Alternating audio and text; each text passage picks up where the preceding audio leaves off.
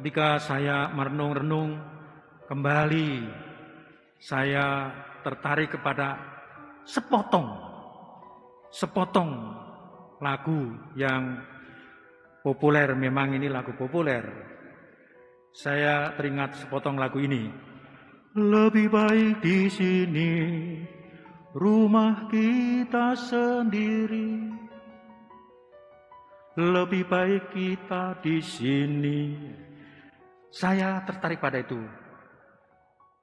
Lebih baik kita di sini ini maksud saya,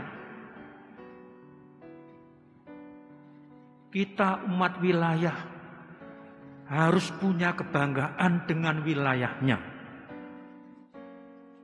Ini saya ingatkan kepada kita semua. Ada warga lingkungan, warga wilayah yang tidak bangga sedikit pun. Karena tidak bangga maka sebodoh amat. Lingkungan saya, wilayah saya mau jadi apa, gua gak peduli.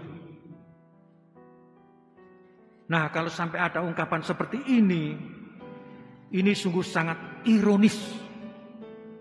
Sungguh sangat memprihatinkan. Karena apa?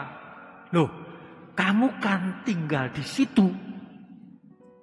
Kamu adalah warga lingkungan di situ, kamu lingkungannya di situ, kamu wilayahnya di situ. Tak mungkinlah kita mengatakan sebodoh amat dengan lingkungan saya, dengan wilayah saya. Jadi, kalau wilayah kita akan maju, kalau lingkungan kita akan maju, kalau iman kita akan maju, saya katakan, mari kita tetap berbangga diri bahwa aku merupakan bagian dari wilayah kita tercinta. Amin. Ya, kalau memang kita tidak bangga, ya siapa yang mau membangun wilayah kita? Sekian tahun lalu, saya masih menjadi staf seminari. Lalu saya terlibat untuk membantu misa di suatu wilayah. Di situ ada lingkungan-lingkungannya. Terjadi proses untuk pemilihan ketua lingkungan. Ternyata sulit sekali untuk mendapatkan ketua lingkungan. Kenapa? Semua nggak mau. Semua nggak mau. Karena lama menunggu nggak ada yang menyiapkan diri, saya mencalonkan diri. Jadi saya Romo di Seminari siap untuk menjadi ketua lingkungan di situ. Tapi aneh kan, masa Romo di Seminari mau menjadi ketua lingkungan di sini? Ya aneh. Kenapa? Keanehan sudah dimulai dari Anda. Anda warga di situ kok diajak mengurusi wilayah, mengurusi lingkungan, kok nggak mau. Nah, sore ini saya mengajak kita merenung kembali. Kita ini tidak hidup di awang-awang. Kita itu tidak hidup yang tidak menginjakkan bumi. Kaki kita ada di daerah situ, rumahku ada di situ. Ya mari kita terlibat. Membangun bersama. Membangun bersama.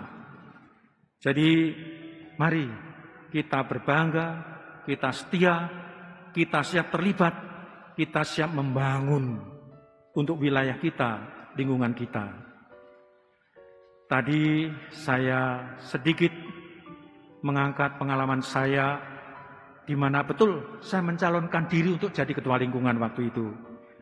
Setelah saya mencalonkan diri untuk jadi ketua lingkungan, seminggu berikut terpilihlah ketua lingkungan di situ. Karena apa? Karena malu kalau Romo Haruno sampai jadi ketua lingkungan mereka. Nah, saya juga punya cerita yang masih hangat, sangat-sangat hangat, belum lama. Kemarin teman saya, Romo Gaib, memimpin misa arwah. Memimpin misa arwah. Ternyata ketika beliau berkata, Tuhan sertamu Gak ada yang jawab. Gak ada yang jawab. Karena apa? Karena beliau yang meninggal ini tidak ditemani umat dari lingkungannya. Suatu yang sangat menyedihkan. Saya katakan kepada kita semua di sini, saya katakan jangan anggap remeh pelayanan untuk liturgi kematian. Saya sarankan, saya ingatkan, saya ajakkan, mari kalau nanti ada salah seorang warga kita, entah itu seorang bayi, entah itu balita, entah itu remaja, entah itu masih muda atau yang sudah sepuh, dipanggil Tuhan, rawatlah, berikan liturgi yang baik. Kenapa? Ternyata liturgi melayani orang meninggal itu menjadi daya pikat, daya pesona yang luar biasa terhadap orang-orang yang belum Katolik. Dulu ketika saya tugas di Serang, ada banyak orang yang belum Katolik tertarik masuk Katolik karena dia melayat warga Katolik. Mereka bilang, "Pastor, hebat banget ya peribadatan doa di Katolik untuk orang meninggal." Berikutnya mereka pada bergabung Katolik, ingin meninggal kelak dengan cara liturgi Katolik. Bahkan saya pernah ketemu seorang oma. Oma itu bilang pada saya, "Pastor, ada apa oma? Nanti kalau saya meninggal tolong ya pakai asap," katanya. Pakai asap. Maksudnya apa? Pakai wiruk. Dia terkesan itu. Pokoknya kalau saya meninggal harus pakai wiruk.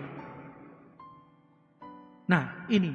Tapi sering justru ketika orang menghadap kepada Tuhannya, kok hanya keluarga dan romo saja.